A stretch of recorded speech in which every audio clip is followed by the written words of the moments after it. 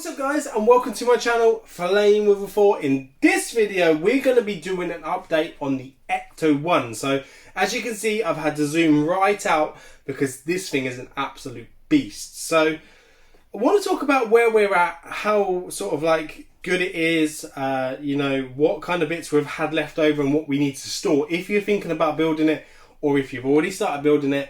If you have any advice for anybody, please put it down in the comment section down below, so we can help out all the other people that are building this as well. So the first thing I want to talk about is the weight. So this is really heavy, guys. This is a really heavy build. So compared to the DeLorean, you're going to have to excuse me because my DeLorean build is actually quite in pieces still. I'm just going to get the casing to the DeLorean just to show you the size wise. So this is the DeLorean compared to the Ecto-1.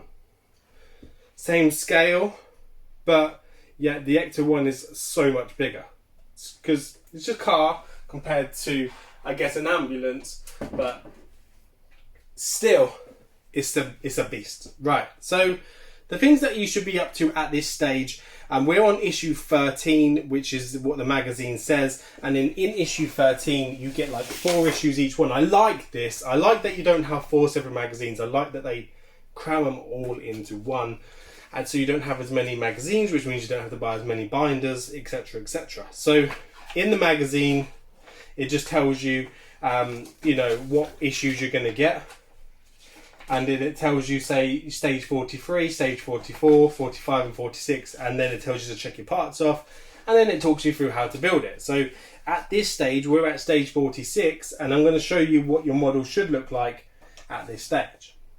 So we have the model itself. I want to know how much it weighs. I did get the scales somewhere here. Oh, they're here. To find out how much it weighs, because I want to find out how much this thing is, you know, packing. So I'm going to do it so that we can find out. I need to just pop that on top there and say units. I'm going to do it in grams, so it might break the scales. Who knows? Make sure it doesn't break anything underneath. So it says it's 4806 grams. So that's quite heavy, isn't it? That's just for the model itself. So that's a weighty beast. So at this stage we have put the wheels on, we've done the engine bay, we've got the exhaust system all underneath, we've got the battery in place, so it looks really cool. We've got the suspension done all round.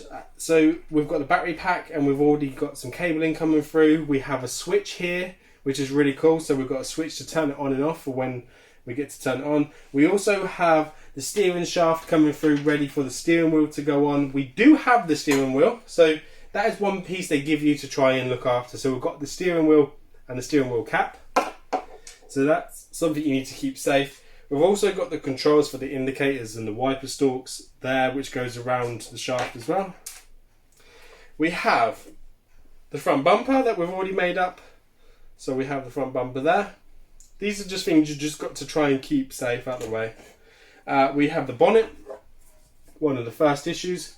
Okay, we installed the Mike Lane mod on there, so if you don't have that, I'd go grab them. They are so much better. You don't have the horrible, hideous screws that come with it.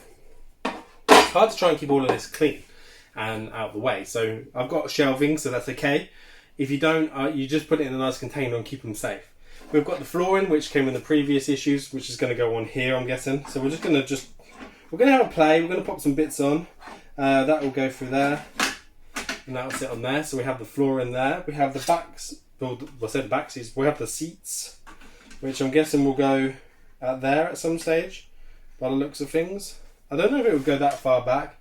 I'm only just saying it will go there because of how it sits, but they're the seats. We have the dash.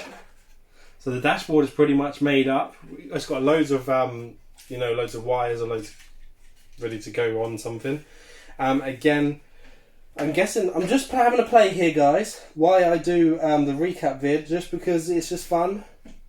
I'm not doing it and saying that this is how things are supposed to go. It's just going to be a nice fun activity to do. So there we go. So that's the dash on.